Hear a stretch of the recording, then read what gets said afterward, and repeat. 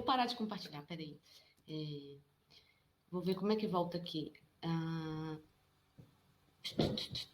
Agora eu não sei como é que faz. O que você tá vendo, Rimena?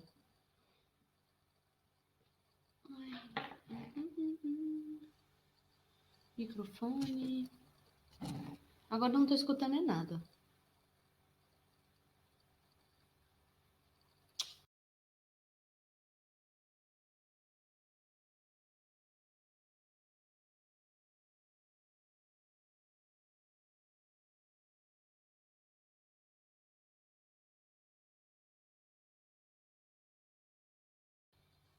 Alô?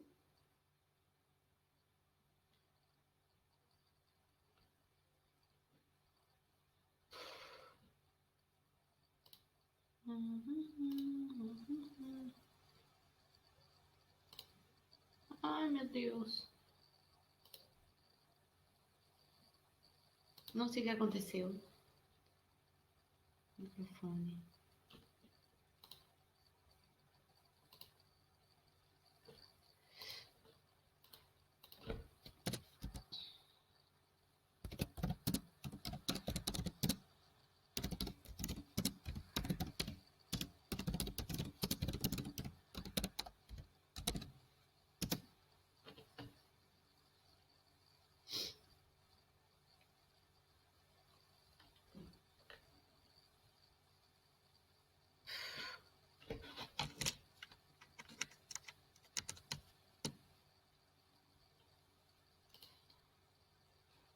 Fala alguma coisa. Não.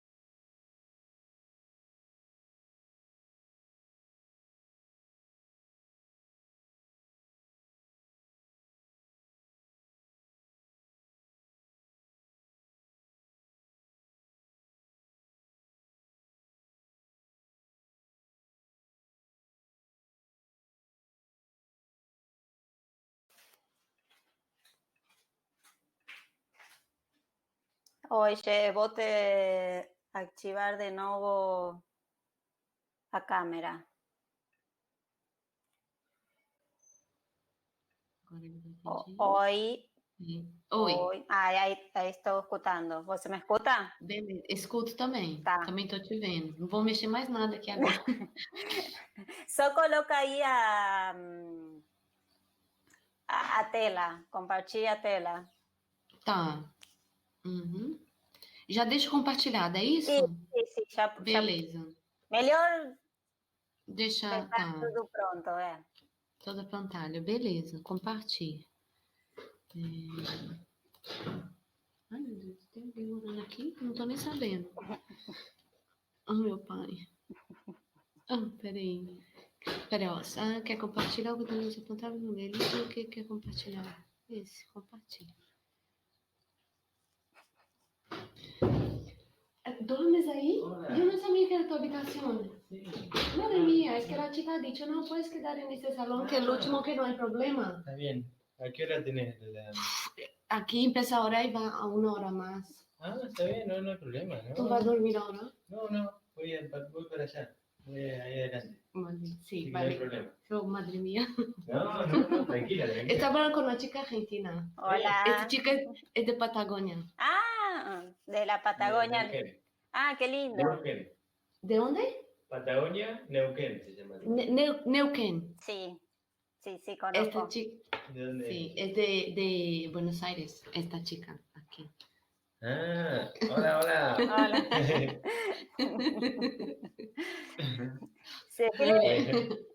Si se quiere quedar a la charla, está invitado también. No, es que ele vai comer. Bueno, já está compartilhando, não? Perfeito. Sim. Perfeito. Acho que pode deixar aí, coloca a apresentação, a ver como... Ok. Aí, Rimena, no final que as pessoas vão perguntar, né? Isso, a gente vai fazer mais ou menos 40 minutos de exposição, 50, e depois a gente abre para perguntas. Eu vou Vai ter você aqui uma hora, quer ver? Eu. Depois eu falo os créditos das imagens no final, que é daqui a Rimena.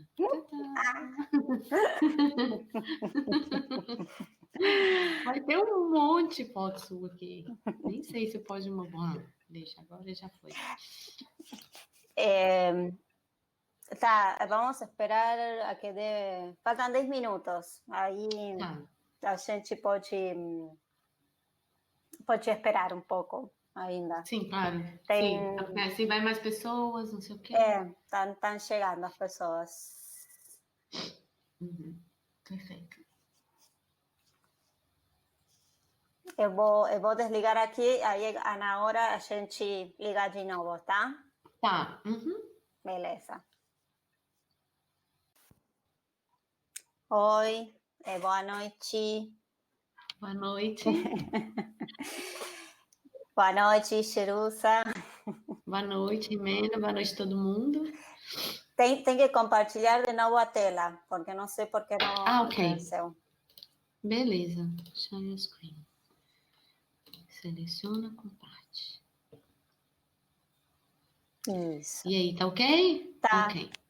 Faltam 3 minutos. Vamos a dar um pouquinho mais de tempo, que as pessoas estão chegando. Muito bem. Aí eu começo. Eu me apresento e começo. Ok. Mas todo esse trabalho na Croácia é pago ou é... Então, é que aí eu vou surfando, né? O que acontece? Na Croácia, eles dão uma formação e eles dão alojamento para as pessoas que estão fazendo a formação. E aí, como eu sou aluna de doutorado aqui ainda, eu posso fazer os convênios, eu ganho dinheiro com convênio Erasmus. Então, basta eu ter a instituição que vai me receber, que eles me dão, é pouco, é 400 euros por mês. Mas... Mais alojamento. Tá. Que aí na Croácia eu não pago o alojamento. Aí eu conversei com o diretor, ele me aceitou. Aí eu vou ficar 2 meses lá trabalhando com material subaquático. Vou trabalhar com osso, inclusive, lá. Que legal.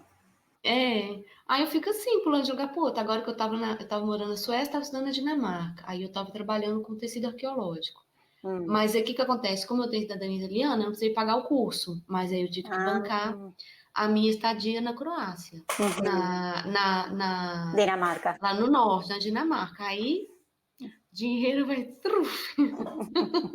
que é muito caro, mas foi muito legal. Aí eu fico fazendo essas coisas, Rimena, para abrir porta, entendeu? Não, Para ver mas... se faço contato. Aí eu sempre levo do lítio, o pessoal sempre me pede para apresentar. E assim, aí eu vou pegando os idiomas também, né? Inglês, eu vou perfeccionando. Quero voltar para a França, mas agora já está na hora de eu fazer esse último estágio, que eu penso fazer esse último estágio. E depois disso, hoje eu tive uma reunião com a minha orientadora também para ver a tese. E já finalizar e já procurar um lugar aqui para ficar, para já começar a trabalhar de qualquer coisa, né? Até eu realmente defender. Porque agora o dia já está trufe, tá nas últimas moedinhas já. Sei. E como ficou sabendo desse negócio da Unesco? Menina, eu sou fuçadeira. Sabe essa lista que eu te passei de navio? Eu não sou de falar como assim, nossa, como é que eu tenho qualidades? Mas falou que é para fuçar na internet, eu sou boa. O que rola?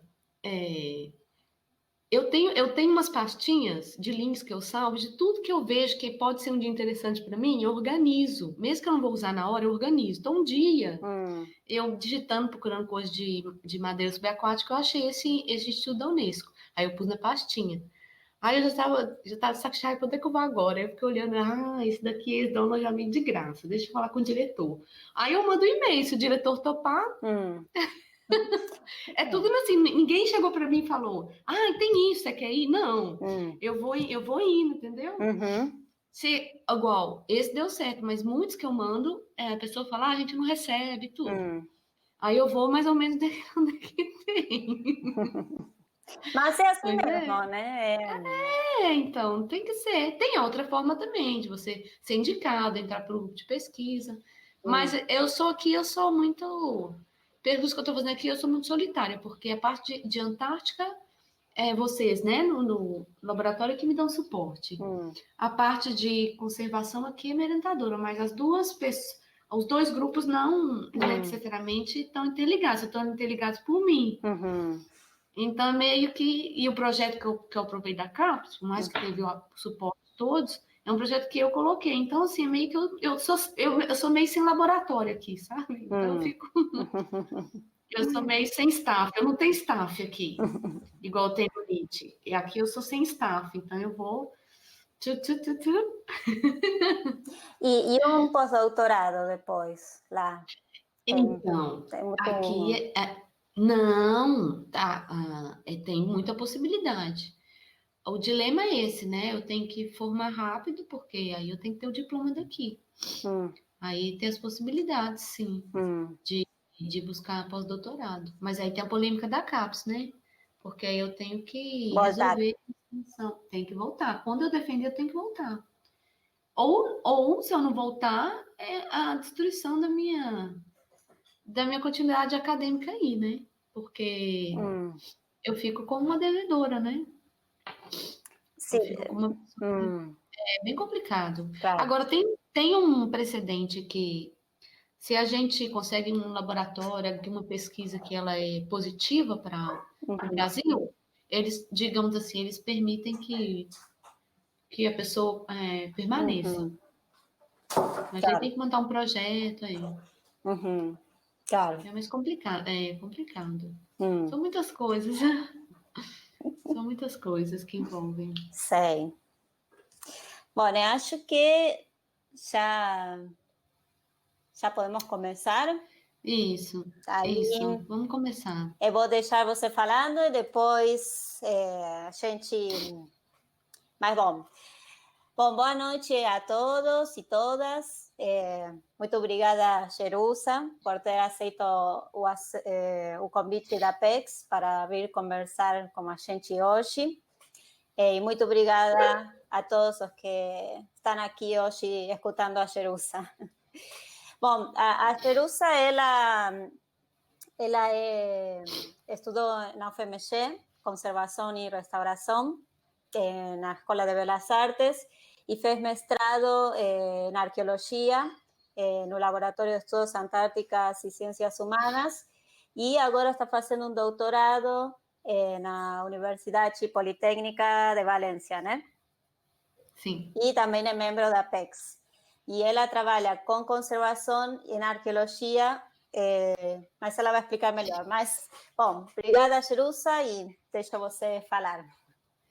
Obrigada. Obrigada, Rimena. Agradeço também ao pessoal da PEX pelo convite.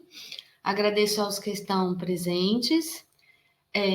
Eu imagino que pode haver pessoas da conservação, como pode haver pessoas que não são da conservação. Então, eu pensei em fazer essa apresentação começando com uma introdução, uma coisa mais básica, até a gente chegar na minha pesquisa, que é a conservação propriamente dita aplicada no campo de resgate arqueológico. Bom, vamos lá. Eu vou apresentar minha pesquisa à medida também que eu for apresentando o PowerPoint. Deixa eu começar aqui e para a primeira. Deixar de compartilhar. Ok. Bom, o tema desta apresentação é a conservação de vestígios arqueológicos na Antártica. Aí uma foto minha trabalhando aí no batente, aí no sítio Lima Lima, o último que a gente escavou, inclusive, a Rimena estava presente. Então, a minha pesquisa ela é amparada pelo LIT, que é o Laboratório de Estudos Antárticos aí da UFMG. Ela tem sido financiada pela CAPES e ela está sendo desenvolvida na Universidade Politécnica de Valência, na Espanha. O tema é conservação in situ no projeto Arqueologia Antártica, um desafio abaixo paralelo 60. Então, ela é focada nas atividades de resgate. O que o conservador tem que fazer em campo para salvar esse material com critério, tá? Bom, eu não sei se todas as pessoas trabalham com patrimônio cultural, então vou fazer uma introdução bem didática a respeito das ideias que eu comparto acerca do patrimônio histórico e cultural, principalmente o arqueológico. Bom, patrimônio tem a ver com valor. Imaginemos que temos cada um de nós um baú para guardar as coisas que mais nos importam, e que essa é a única maneira de proteção e permanência a longo prazo de tais objetos. O que você guardaria nesse baú? Quais são os objetos de valor que você gostaria de preservar e proteger? Essas perguntas são importantes porque o objeto cultural ele é multicultural. Ele tem significado diferente para grupos de pessoas diferentes, para perguntas diferentes e em momentos históricos diferentes. Então, a gente tem que entender que o patrimônio não é um, o patrimônio é vários. E o valor, ele é relativo. Tá? A força e o valor que cada coisa tem para cada sociedade, ele é muito relativo e ele é ressignificado. Bem, guardamos o que valorizamos, guardamos coisas difíceis de substituir, protegemos o que nos faz feliz, protegemos o que nos faz sentir mais seguros e fortes, protegemos nossas memórias, nossos entes queridos e o que é familiar para nós. E os arqueólogos? Que fazem os arqueólogos? O mesmo que nós com os objetos de valor representativos para os grupos e sociedades inteiras. Mas eles também devem encontrar, salvar, tratar, guardar, estudar, divulgar e ensinar. Então, é todo um complexo, não é simplesmente ir escavar. Ele tem todo um compromisso ético com todo esse valor que envolve o objeto resgatado, tá? E não importa o grupo cultural e a data. Os arqueólogos tratam de quaisquer objetos deixados pelos nossos antepassados e que têm valor para não somente um de nós, assim para um grupo grande de pessoas, ou para todos nós.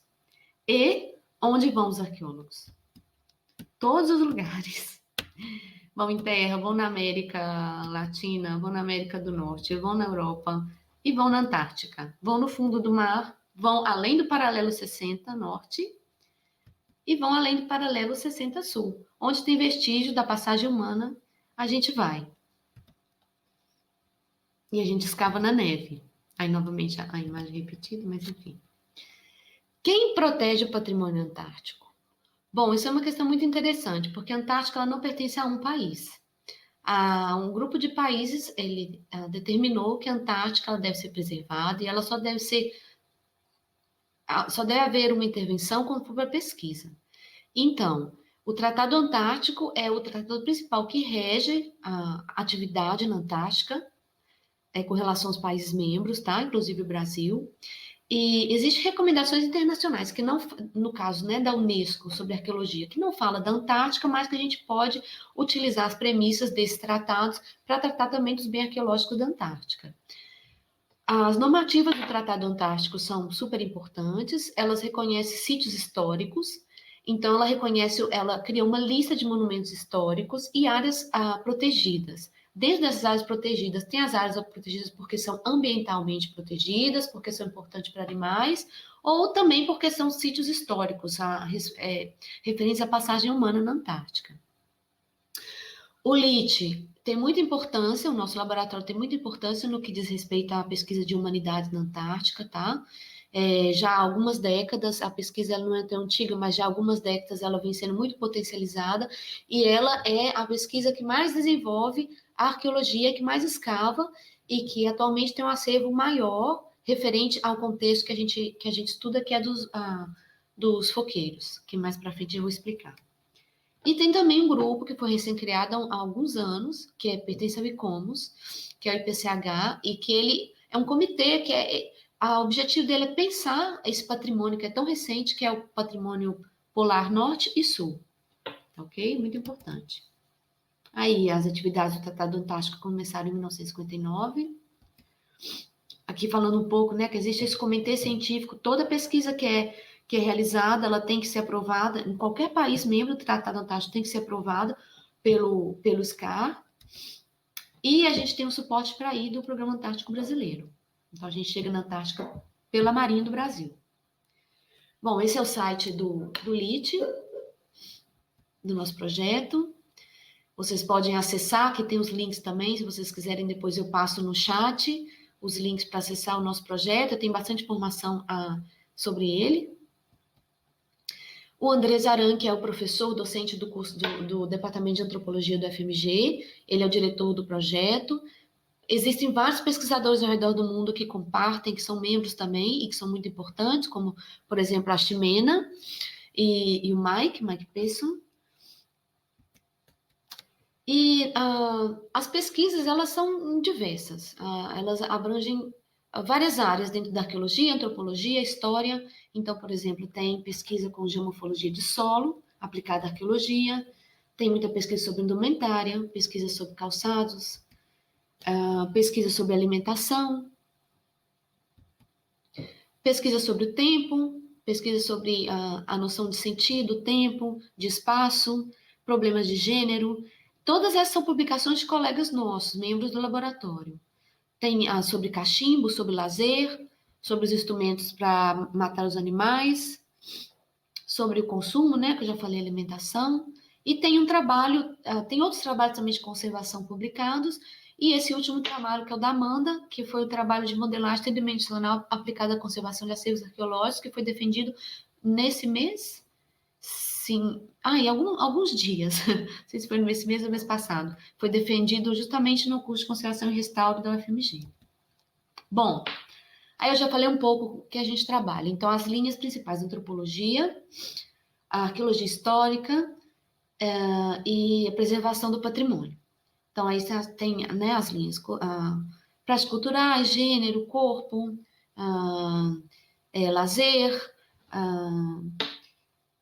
capitalismo no contexto da Antártica, e na parte da conservação da preservação do patrimônio tem a conservação in situ, e também a gente entra um pouco na arqueologia pública, que são as atividades de publicidade e divulgação, exposições e outras atividades. Bom, essa é a pontinha, a Península da Antártica, próximo a ela existe a arquipélago Shetland do Sul, e aí que a gente vai para fazer as escavações. Essa é a Ilha Livingstone, que está na Shetland do Sul, e essas são algumas localizações dos sítios arqueológicos que nós encontramos. E alguns deles, todos mapeados, e alguns deles escavados, principalmente na Península Bayes, que é essa que está destacada. Então, quem são essas pessoas? Quem são os donos desses vestígios? Acontece que, no século XIX, a atividade baleeira, atividade de caça de mamíferos marinhos, mas principalmente a baleeira, ela se expandiu pelo mar e ela ganhou muito força, principalmente com a indústria norte-americana, na região de New Bedford, Massachusetts, foram, digamos assim, as grandes empresas que lançavam ao mar navios baleeiros, tá? Então, esses navios passavam 2, 3 anos em alto mar e eles cruzavam, iam para vários oceanos. Aí você tem algumas rotas, um estudo de rotas, e vocês podem ver que eles cruzam aqui o Canal do Drake na América Latina, no finalzinho aqui, né, na Terra do Fogo, eles cruzam aqui e, eventualmente, eles passavam pela Antártica e, de uma maneira suplementar à caça de baleias, grupos da tripulação, eles desciam nas ilhas, especialmente da Shetland do Sul, e caçavam outros animais, como elefante marinho e lobo marinho. Eles buscavam peles e buscavam também gordura, né? Porque, assim como a baleia, a gordura da baleia foi a grande fonte de iluminação nesse período, tá? Então, a gente tenta entender a cultura dessas pessoas que foram, de fato, os primeiros, digamos, desbravadores e moradores da Antártica. Porque a gente está falando de um período que é anterior à Era Heróica, que a gente conhece as grandes expedições nacionais, né?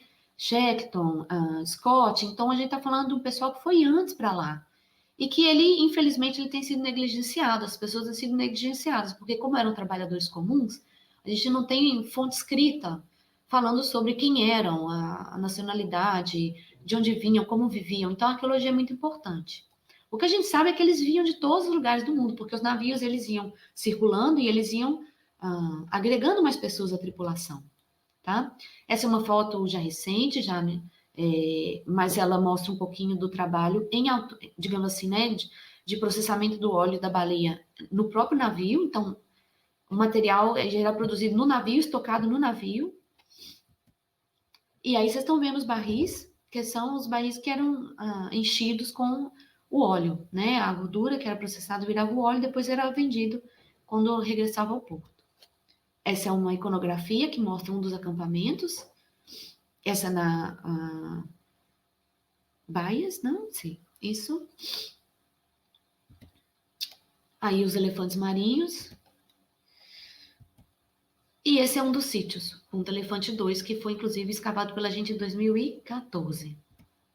Alguns dos objetos que são encontrados.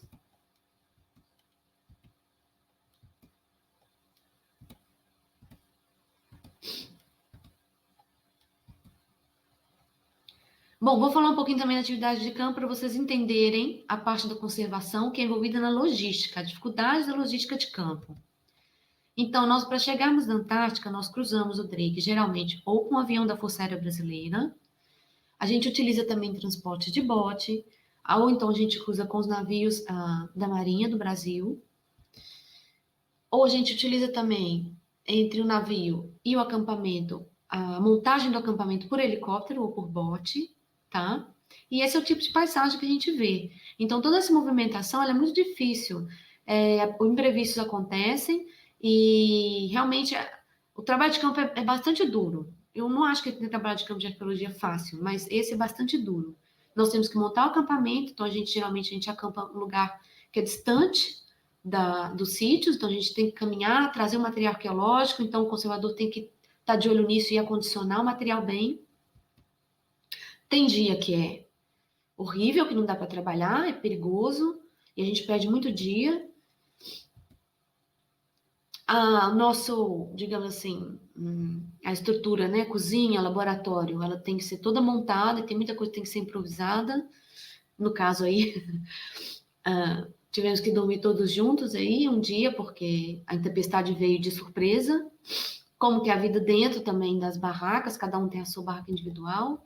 A comida é a super qualidade. E um pouco do trabalho.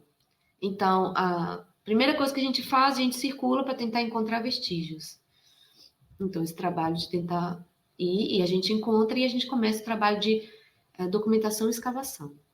Começa a aparecer metais, começa a aparecer vestígios da cozinha, onde eles cozinhavam. E aí entra a conservação. Começa a aparecer coisa e tem que entrar a conservação. Aí eu entro. Bom, vamos lá. O que é a conservação em si? Então, agora vocês já sabem mais ou menos todo o complexo que é a escavação na Antártica. O que consiste? Bom, em campo, a conservação é dividida, de uma maneira geral, né? Ela é dividida em conservação preventiva, conservação curativa e restauração.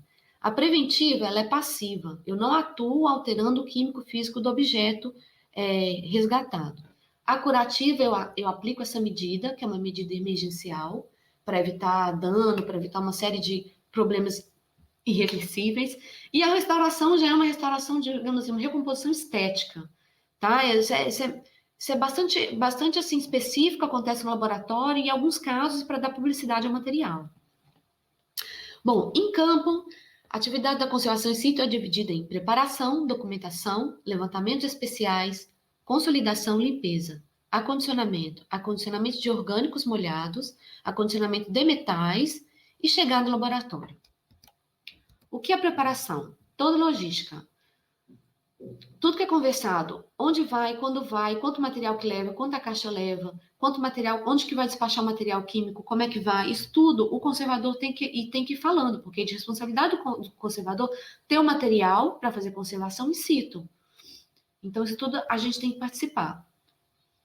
Também é importante nesse momento, estudo dos materiais. Eu tenho que dominar o que geralmente, dependendo do perfil do meu sítio arqueológico, o que geralmente está saindo desse sítio. Então, eu já sei, porque eu já estudei, que lá na Antártica eu tenho uma quantidade muito grande de material orgânico preservado por causa do clima. Então, eu tenho que saber que eu tenho que levar material direcionado para isso.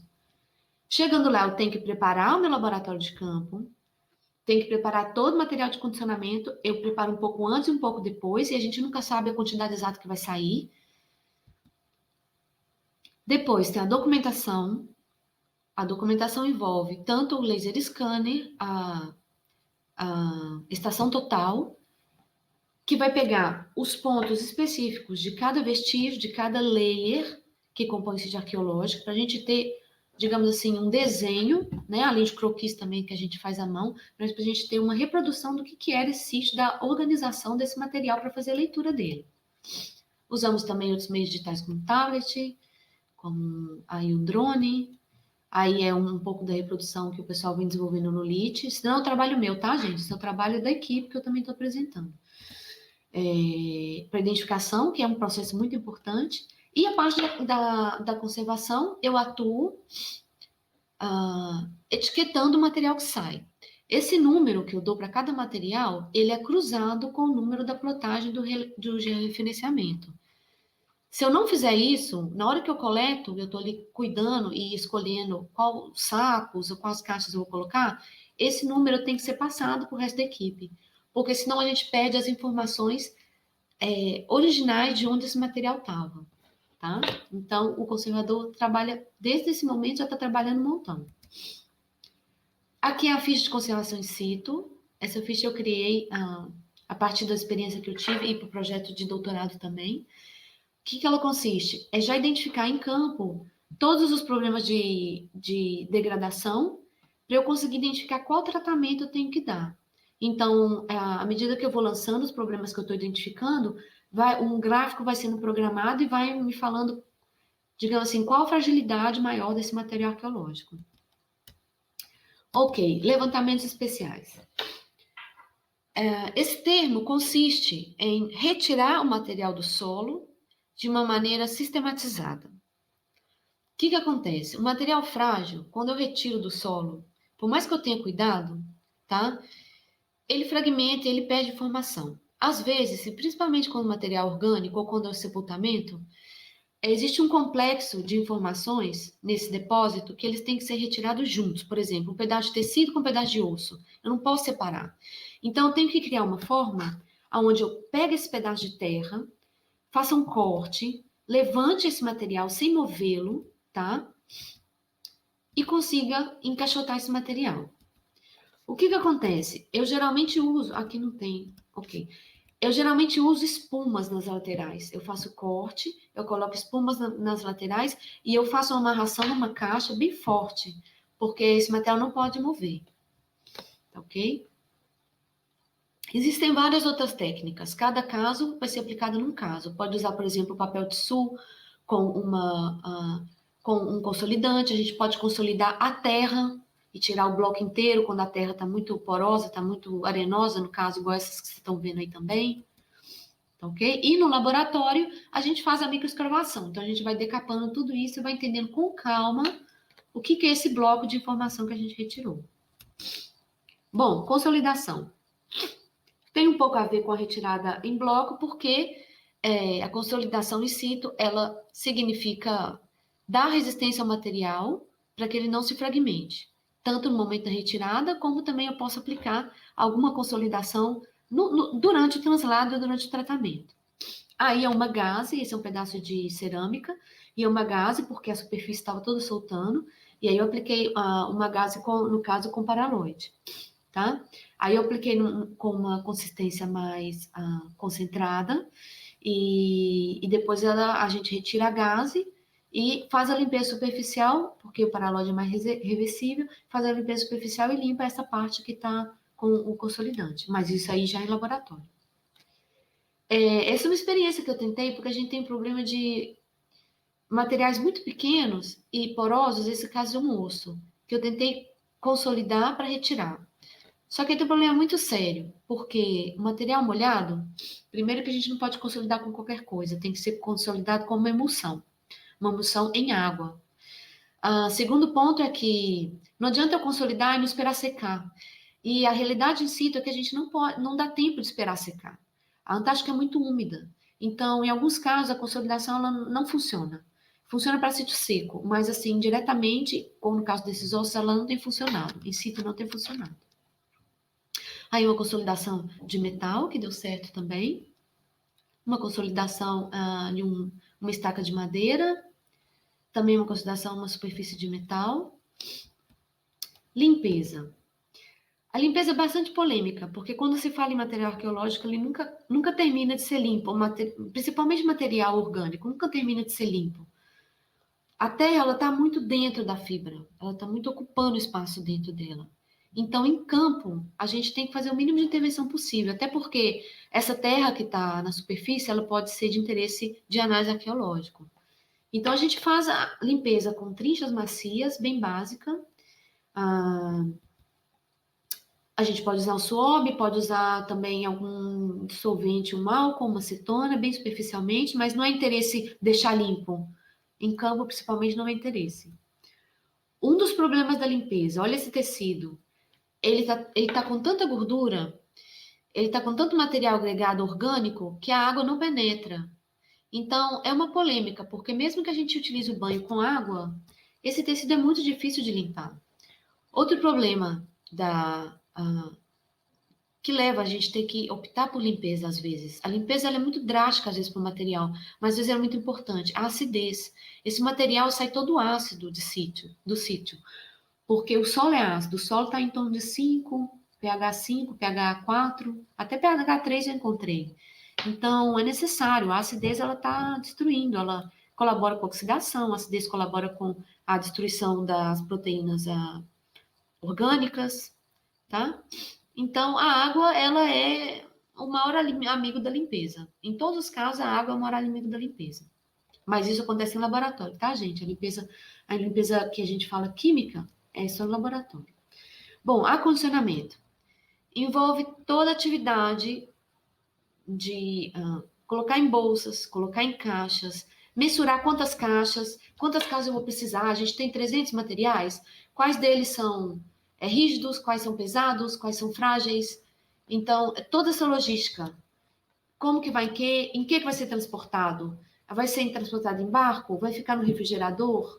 Então, todo esse material tem que ser muito organizado. À medida que a gente vai escavando, eu já tenho que ir organizando, porque de um dia para o outro a Marinha fala, vamos embora, e aí esse material já tem que estar todo guardadinho. Aí, vamos embora. Aí as meninas têm que trabalhar, levar as caixas. Olha aí para você ver.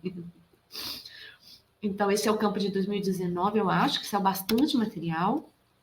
Olha aí, tanto de material. Foram mais que essas caixas. 1, 2, 3, 4, 5, 6, 8 caixas, eu acho.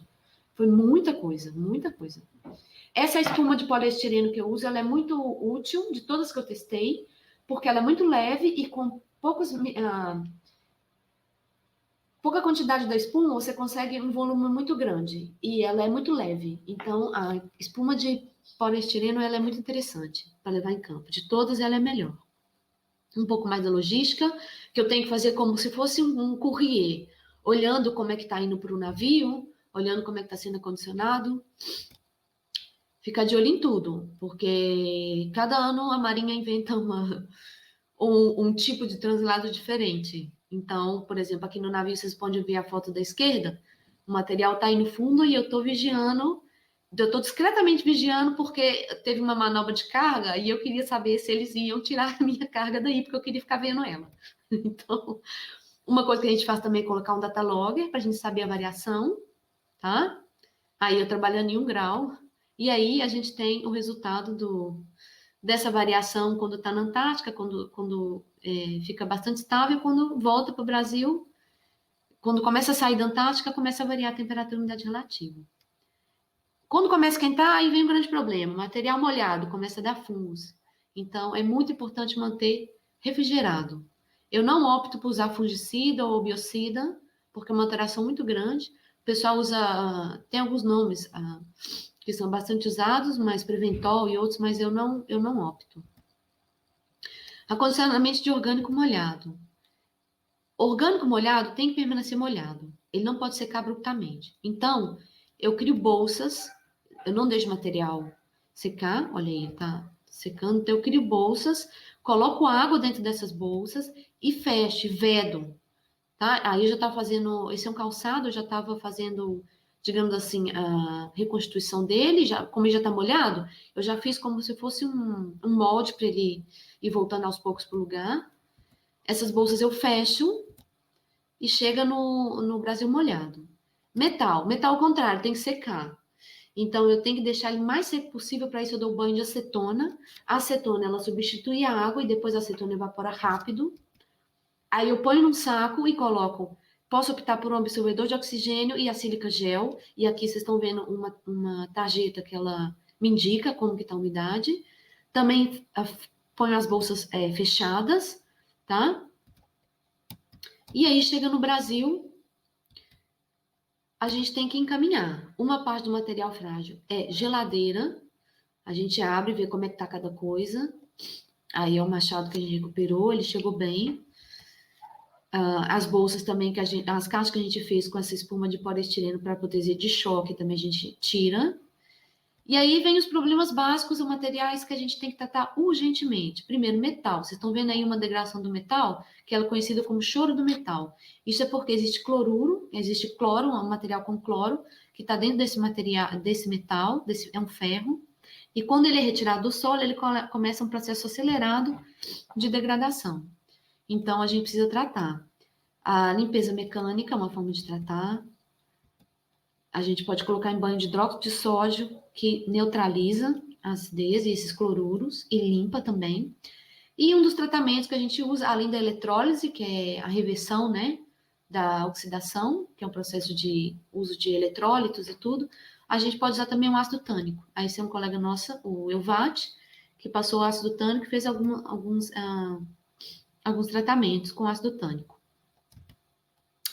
Bom, tem uma outra coisa que eu não coloquei, achei que eu tinha colocado foto aqui, não coloquei. Ai, pera, deixa eu botar.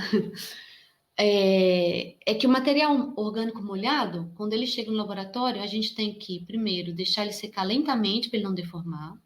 E existem tratamentos que é de substituição da água, que está dando suporte, que está dando corpo para esse material orgânico, por polímeros. O mais usado é a PEG, o polietileno glicol. Existem vários métodos de substituir a água pela PEG. Por que substituir a água? Porque, na verdade, o material orgânico arqueológico, ele está só uma casquinha. A parte orgânica mais, digamos, mole, mais lixiviável, foi embora. E a água que está dando essa impressão de que ele tem corpo. Então, quando a água sai, a água tem uma pressão osmótica muito forte, ela vai quebrando essa casquinha desses tecidos que estão no material orgânico. Então, quando a gente substitui a água pelo polietileno glicol, que ele não evapora e ele é neutro, esse material continua flexível, forte e com peso. Existem várias formas. Você pode tirar água com vácuo, você pode tirar com liofilizador. Aí é um universo de técnicas. Tá ok? Então, é muito importante também ter essa noção. Agora sim, agradecimentos e muito obrigada. Obrigada. Escuta, Jerusa? Sim? Acabou, sim. Tá. Bom, muito obrigada. Eu sou suspeita, mas é muito interessante. Sempre gosto de suas apresentações. Estrelando Rimena, porque estava na... Não, realmente muito legal. Acho que nunca tinha visto com tanto detalhe o que você fazia para cada material. Então, é bem legal. Que bom. A ver, vamos ver se alguém quer perguntar alguma coisa. Agora, a ideia é que vocês podem perguntar, comentar, é tudo. Bom, a Elaine está falando, parabéns pelo trabalho tão bonito. Achei incrível saber que os primeiros a chegar na Antártica foram os baleiros. Incrível. Foi a Elaine. Realmente é. Pois é, importante. A Francisca também, parabéns pelo trabalho. Obrigada, É gente. verdade, esse negócio, a Elaine também fala, adorei o choro do metal. Fantástico. Sim. Foi bem poético isso. É que, na verdade, é um nome. Agora, não me lembro em inglês como que fala isso, mas é como lágrima do metal. É bonito, assim, em inglês parece que faz mais sentido a tradução para o português, mas, assim, é choro do metal, lágrima do metal. Sim. Amanda fala parabéns também. E a Maria Dolores tem uma pergunta. Ela fala: Jerusa, parabéns pela perseverança neste trabalho difícil. Você já perdeu a amostra importante por inexperiência ou no transporte inadequado? Olha, perda total, não. E quando é mais interessante, quando é mais importante, geralmente eu tomo um cuidado, todos nós tomamos um cuidado, porque a gente tem que fazer essa seleção também do grau de tratamento que a gente vai dar para cada um, porque não dá para a gente tratar uma coisa que é mais secundária, uma coisa que é muito original. Então, eu já tive pequenas perdas, por exemplo, fragmentação, ou material que começou a dar fungo, mas realmente o material mais importante eu consegui, digamos assim, fazer esse translado com mais segurança, mas já ocorreram pequenas perdas, sim. Uma coisa que o restaurador tem que saber. Sim, claro. Uma coisa que o conservador, restaurador tem que saber é que o material arqueológico, principalmente, ele é perecível. Ele está ali guardado num sistema estável há muito tempo. A gente tem que, eu acho até que a gente tem que parar de pensar que perdas não acontecem porque elas acontecem. A gente tem que desmistificar isso. A gente tem que estar sempre, se a gente não vê isso com clareza, a gente cria um sistema de trabalho que não existe. Não estou falando que vamos perder, vamos deixar para lá. Não, não é isso. Mas, por exemplo, o ferro. O ferro, a natureza fez o ferro para ela voltar para o estado dele mineral. Então, por mais que a gente tente, eu visitei várias reservas técnicas e te digo, as únicas que conseguem fazer os metais que estão chorando pararem são as instituições que têm muita inversão em tecnologia, nem falo dinheiro, que tem inversão em tecnologia. Então, uma coisa interessante, eu conversei com um arqueólogo, com o Bueno, lá em Saragoça, Rimena, e ele me falou uma coisa que me botou na cabeça. A gente tem que adequar o tempo de trabalho para antes do material acabar. Então, tem que ter isso. O conservador e o arqueólogo têm que ter essa noção de parar de pensar, não vamos conservar, porque aí vai ficar 20 anos, daqui 20 anos a gente estuda, não, porque senão vai acontecer. Não sei se a lógica é por aí. A Amanda fala: quais são os principais locais que a gente estuda? Então, a gente pesquisa, né, Rimena? Pesquisa a gente faz em vários locais. Em toda a Antártica tem colaboração, tem projetos saindo, falando o que está acontecendo, por exemplo, lá para o lado da Nova Zelândia, pesquisadores dali, da Antártica mais oriental. Mas as nossas escavações são, basicamente, todas foram na Ilha Livingstone. Península Byers. Mas a gente...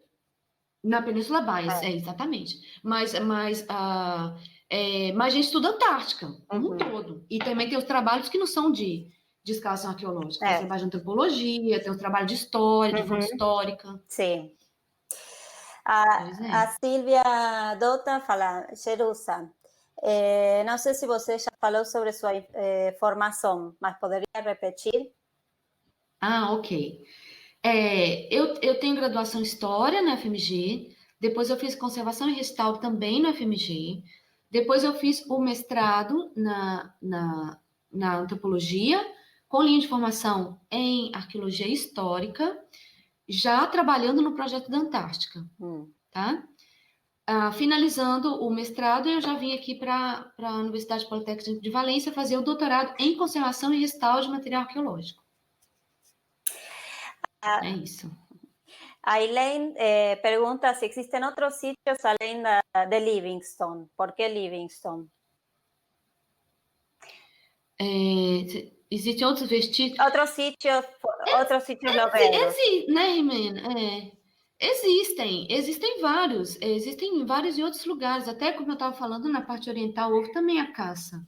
Mas a gente vai para Livingstone porque a gente acredita que a maior concentração de sítios mapeados, a gente tem esse trabalho de mapear em outras ilhas, por exemplo, quando podemos descer, está passando em uma outra ilha, quando a gente está na Operação Antártica, a gente desce, o Andrés Aranca, principalmente, a Rimena também faz muito isso na Rimena, de fazer o mapeamento para ver se encontra os vestígios, mas realmente, dentro da logística da Marinha, o que é proposto para a gente, a maior concentração é em Livres, na Península Byers. E também tem uma pesquisa histórica de documentos, e até agora o que a gente encontrou são menções principalmente na Ilha Livingstone. Tem em outros lugares como Deception, mas Deception teve uma erupção volcânica na década dos 60, então se tem algum resto de sítio Lobeiro, por exemplo, nas praias de Deception, a gente não vai achar, porque é muito provável que esteja embaixo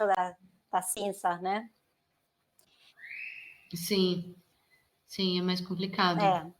É. Os outros a gente encontra bem na superfície, né? Então esse é mais complicado.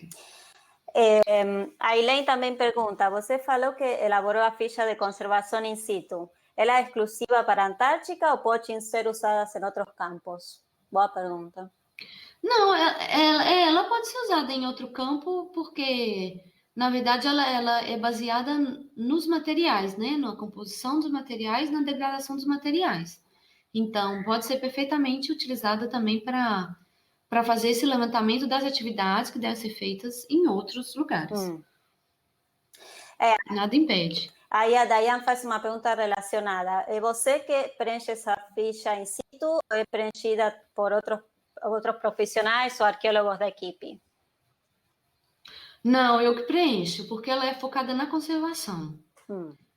Obviamente, no caso de dúvidas, os colegas também me ajudam. Eu estou sempre perguntando, por exemplo, a Rimena é especializada em ossos, em alimentação, então tem coisa que ela pode me ajudar e tudo. Mas eu preencho porque, no caso,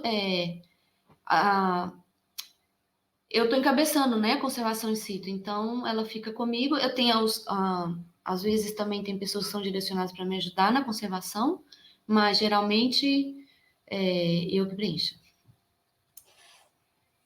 A gente preenche, assim, os arqueólogos às vezes ajudamos a preencher as etiquetas que vão nos objetos e a recortar os números. Sim, sim. Mas eu acho que ela estava referindo àquela ficha que eu mostrei colorida. Sim. Mas a gente tem uma série de fichas que os arqueólogos, em geral, preenchem, né? Tem várias fichas. Tem a ficha do tablet para identificação do... Tem, sim, a informação ela tem que ser muito sistematizada. A Maria Dolores pergunta, pode-se dizer que seu trabalho de arqueologia moderna, você costuma fazer esse trabalho em outros tipos de sítios arqueológicos, tipo Atapuerca, na Espanha? Não, porque eu ainda não fui vinculada a outro sítio com essa pesquisa. Então, tem mais de 10 anos que eu estou no LICH e praticamente eu tenho trabalhado só com o sítio da Antártica. Mas, claro, eu tenho visto, eu tenho estado em laboratórios, não tenho ido a campo com conservadores e restauradores, mas eu tenho ido em laboratórios e eu tenho, digamos assim, visto a maneira de trabalhar e tentado importar os métodos mais consagrados para a Antártica e tudo e tal, mas eu ainda não tive experiência de aplicar em outro lugar. Pode-se aplicar algum fixador para evitar o fungo, como o borrifo de formol ou altera o material? A Maria Dolores pergunta. Então, pode ser aplicado sim. Igual eu falei, tem os nomes, é que agora, só porque eu quero pensar, eu não vou lembrar. Tem os nomes que são utilizados como biocidas. Mas o que acontece? Primeiro, essa questão de alteração da matéria original. Segundo, é que às vezes não funciona. Os testes que eu fiz, alguns não funcionam. Terceiro, é que existe uma gama de micro-organismos que está atacando e que funciona de X ou Y. Então, por exemplo, se eu for perguntar por que o formol está prevenindo? Está prevenindo qual grupo de micro-organismos? Sabe? E outra coisa é que se eu chegar no laboratório e tiver algum ataque e eu fizer rapidamente o acondicionamento, eu vou regredir esse ataque. Porque é muito difícil matar o esporo, matar o agente, sabe? Então, eu prefiro fazer técnicas passivas do que gastar esse tempo aplicando material, alterando a química e física, sendo que com pouco tempo... E não vou matar absolutamente o que está estragando. O micro-organismo ele não vai ser destruído automaticamente. Claro. Sim. E a Fernanda Farias pergunta, em média, quanto tempo dura o campo que fazes nos sítios da Antártica? E quanto à Marina, eles esperam vocês terminarem o campo ou, caso precisem de mais tempo, isso é dado a vocês? Olha, a gente pede Geralmente 40 dias, né, Rimena? Se tiver, você pode me ajudar aí. Geralmente Te pede 40 sim, 40 dias, contando tudo, 40 né? contando tudo. Mas desses dias aí, a gente sempre tem algum atraso, a gente sempre tem problemas de tempo. A ideia que eu tenho é que a gente trabalha desses 40 dias, uns 12 dias, no máximo, né, Tem Rimena? o clima também, que às vezes... Tem o clima, isso. Tem dias que a gente passa 3, 4 dias sem trabalhar. Tem o período, esses 40 dias que a gente pede, às vezes são 30 dias que são possíveis, e desses 30 dias, uns 5 para montar tudo, para deixar tudo funcionando. Tá? Então, a gente tem poucos dias de escavação. Se a Marinha espera, a gente tenta negociar. Muitos imprevistos acontecem e fazem com que as operações, né, o chefe de operação do navio, geralmente que é o que resgata a gente, que sempre é o que resgata a gente, ele acaba tendo que mudar o que está previsto, né, a lógica. Então, muitas vezes eles buscaram a gente antes do tempo, muitas vezes buscaram depois do tempo, muitas vezes falaram que ia buscar um dia, aí eu fechei as caixas todas. Não estou falando assim, nossa, como a Maria é incompetente. Não, estou falando isso para falar como é. Não acho que é só o falho. Ah, falhou, não. É que realmente é muito complicado. Então, a negociação é muito estrita, não é porque eles não querem também negociar. Bom, vá lá, é difícil, porque ciência e exército, não estou falando para destruir, mas são cabeças diferentes, né? Então, a negociação, ela, às vezes, é difícil, é diferente negociar entre cientista, negociar cientista e marinha. Mas a boa vontade também acontece. O problema mesmo é clima.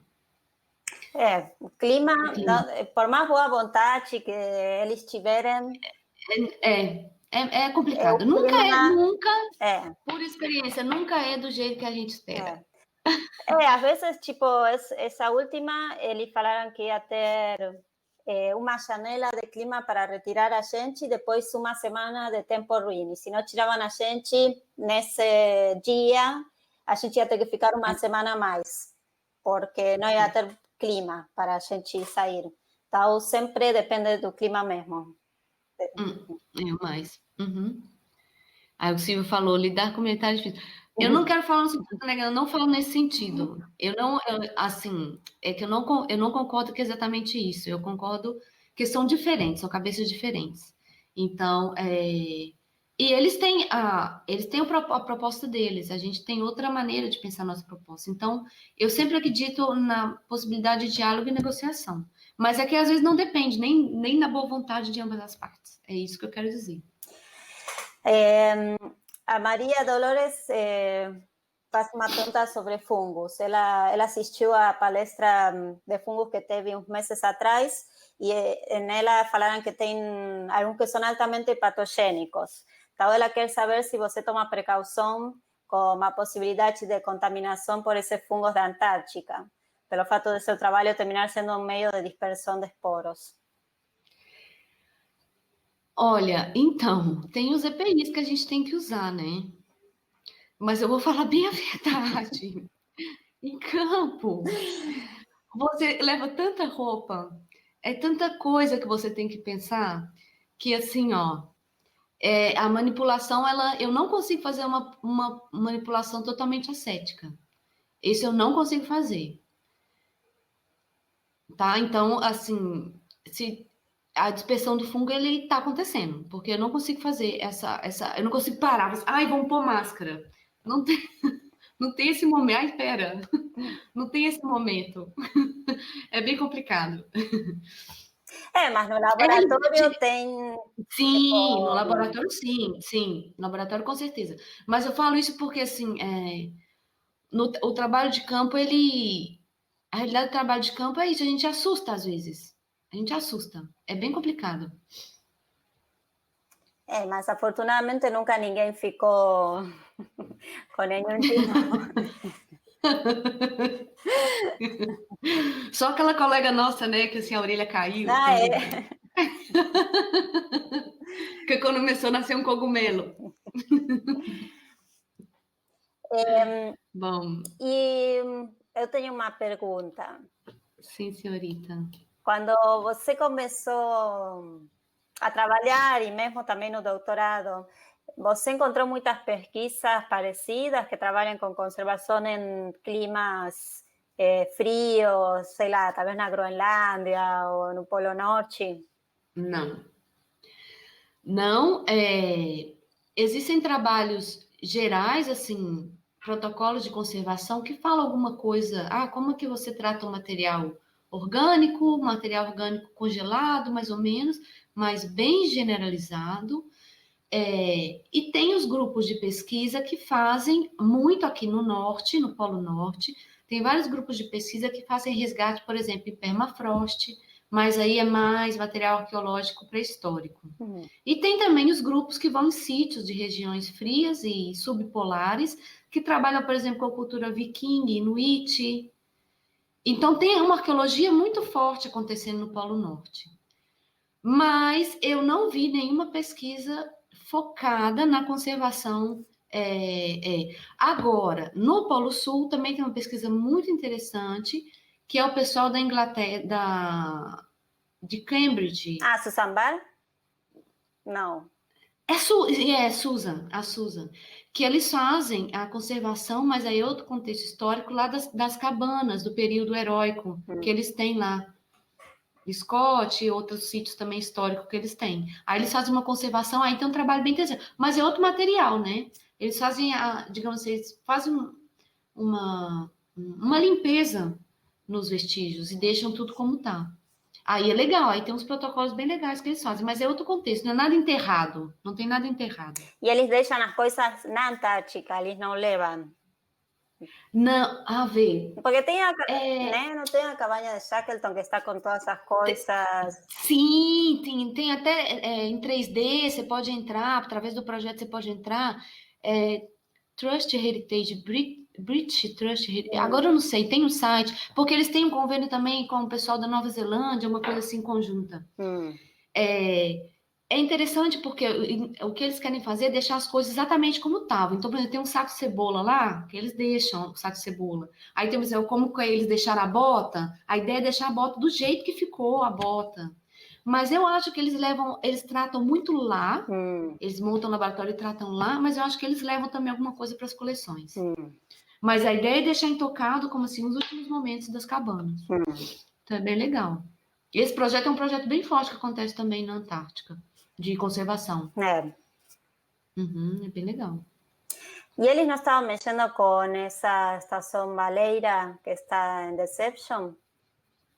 Sim, o Andrés falou que eles estavam mexendo, mas que eles começaram assim, que eles começaram a fazer um levantamento e depois eles começaram a ver a questão da conservação da madeira, né? Que até eles fizeram umas perguntas para a gente, você lembra? Sim. Mas eu não sei como anda o projeto de Deception, da estação baleeira lá, não sei como tá, mas pode ser que tá escrevendo alguma coisa. Sim. Sim, esse projeto era bem legal. É bem legal. E tem, né? Eles têm dinheiro, eles aplicam muito dinheiro na preservação também, porque tem essa proposta, no caso das cabanas, tem essa proposta da história deles ali, né? Então, o governo vai forte ali para manter. E eles estão levando agora grupos de alunos, de expedições assim, para jovens, estão levando bastante gente lá. De projetos paralelos. Estudantes? Tipo, estudantes? Estudantes, sim, adolescentes, estudantes, assim, 15 anos, ou jovens que estão na faculdade, eles montam uma seleção. E eu até passei para a Jéssica, para as meninas da conservação, uma época, que tinha um limite de idade, assim, pessoas para fazer como se fosse um tour, né? Uma vivência lá. Claro. Interessante. É, bem legal. É só para ingleses ou... Não, eles abrem. Eles abrem. Olha lá no site, Rimena, que tem bastante coisa. Depois eu passo, para quem tiver interesse também, eu passo. Parece um trabalho muito caro.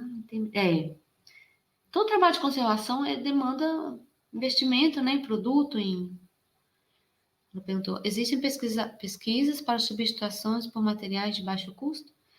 Sim, isso acontece. A substituição acontece até como uma resposta em pensar a aplicação dos recursos. Naturalmente, a gente vai procurando o que é mais barato, o que é mais leve, Então, a gente não vai... Tem coisa que eu descartei, por exemplo, levar silicone e gesso é pesado, não tem como. Não vou levar essas coisas. O absorvedor de oxigênio é caríssimo e não é substituível. Então, apliquei uns lá para ver metodologia. Eu vi que é interessante o absorvedor de oxigênio para metais, mas não tem condição, com o orçamento que a gente tem, ainda não tem condição de comprar e levar em grande proporção. Então, é um processo natural de você buscando o que é viável, né? A tomada de decisão, o que é viável. E também, Natália, a questão do custo e também, como você falou, do transporte. Tipo, você tem que levar coisas que ocupem pouco espaço, que não sejam perigosas, muito inflamáveis. Claro. É até bom, Rimeno, estar aqui para falar para vocês. Né, Rimeno, quando a gente chega lá e tem que levar, são 5 caixas só de pá, estaca, coisa para escavação. Imagina que eu chego lá, já são 5 caixas disso, mais umas 4 caixas de outros alimentos, não. E tudo que a gente leva, a gente tem que carregar. Aí eu chego lá e, gente, vou levar mais 10 caixas de conservação. Não tem condição. A Marinha vai falar, não, corta isso daí. Porque se cada um... Então, é negociação mesmo. E ainda é isso, a sua bagagem pessoal, se você quer levar alguma coisa para você, você tem que carregar. Então, o equipamento que eu levo, que é mais sensível, né, Rimena? A gente leva laser scanner, a gente leva nas costas, não vai despachado. Não vai despachado, isso não pode ir despachado, tem que ir no nosso corpo. Então, cada um leva a sua mochila, mais equipamento, mais câmera. Mais a gente. Mais a gente. Ai, a gente quase esquece a gente. Que não é parte menor, então. A vezes é o que mais custa. Às vezes dá vontade de mandar os equipamentos e não ir. Bom, a Dolores parabenizou e a Sabrina Matos pergunta qual é a maior dificuldade. Olha, eu sou pessoa muito existencialista. Para mim, toda a minha pesquisa, meu trabalho, ele tem um ponto de vista que é muito assim holístico. Então, se você me pergunta qual que é a maior dificuldade no ponto de vista da conservação, da restauração, eu acho que são os metais. Fazer os metais existirem por muito tempo, tá? Agora, se você me perguntar do ponto de vista da experiência de trabalho, eu acho que o mais difícil é mensurar o que a gente vai precisar em campo. O mais difícil é mensurar o que a gente vai precisar em campo. E eu acho o desafio, agora falando em termos de pessoal, de pessoa que está trabalhando conservador, que está trabalhando em campo, o maior desafio, lembrem disso que a gente vai interesse, é fazer ponte. Sem fazer ponte, nunca pensar separado. Para mim, o conservador, ele tem que entrar na arqueologia, a arqueologia tem que entrar na conservação. Então, sempre pensar em observar o outro, pegar o tempo e fazer da melhor forma possível. É um desafio também.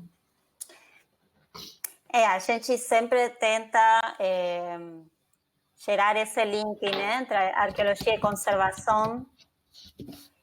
Essencial. Né, 50% do trabalho é pegar o tempo de trabalho em conjunto. Porque até o número que eu dou para o vestígio, eu preciso passar para a Rimena, que está em realização total. Então, não dá para eu falar assim, para tudo, que agora eu tenho um negócio para fazer aqui. Aí fica 20 minutos fazendo e assim, não sabe nem o que eu estou fazendo. Então, tem que explicar, tem que escolher, às vezes eu tenho que tomar decisão, eu tenho que perguntar, Andrés, você que né, compreende mais aqui a lógica do trabalho. O que você acha desse vestígio? Ou então, Andrés me chama, fala, Jerusa, esse aqui tem que conservar melhor. Faz um retirado em bloco aqui. Então, não dá. Então, tem que o conservador, para quem está assistindo que é conservador, quer trabalhar com arqueologia, o conservador tem que saber de restauração, tem que saber de escavação, e também o arqueólogo tem que saber de princípio também de conservação, eu acho. Muito importante. Por que o arqueólogo não pode fazer alguma consolidação? Eu acho que pode, sim, mãe. Por que ele não pode fazer um levantamento em bloco? Eu acho que pode, sim. Aqui a Dolores fala que ela usa dicromato de potássio para limpeza de superfícies oxidadas. Você usa também isso? Você recomenda? Não, eu não conheço, na verdade, os resultados de cromato de potássio. Existem o que eu tenho visto mais utilizando em termos de limpeza química, que não utiliza esses meios de hidrólise, é o ácido tânico. Aí tem os protocolos que eu testei no LIT, do Instituto Canadense de Conservação, é bem legal, porque eles têm os boletins que eles explicam todos os protocolos, e ele funciona porque ele é um reversor, né? Ele vai pegar ferrugem e vai criar uma capa com um tipo de óxido estável, e ele vai evitar aprofundamento da oxidação. Mas aí você tem que limpar o interior dele também, porque você tem que tirar os cloruros. É bem complicado. É muito caso a caso, mas é isso. O ácido tânico é que eu tenho visto mais usando e que eu testei. Para ferro. Para ferro. Bom, Jerusa, já chegamos na hora. Sim, senhorita. Muitíssimo obrigada de novo. Muitíssimo obrigada a todos também que assistiram e que fizeram perguntas. A gente vai ter o próximo webinar, esse é o último webinar do ano, o próximo já vai ser no 2020, assim que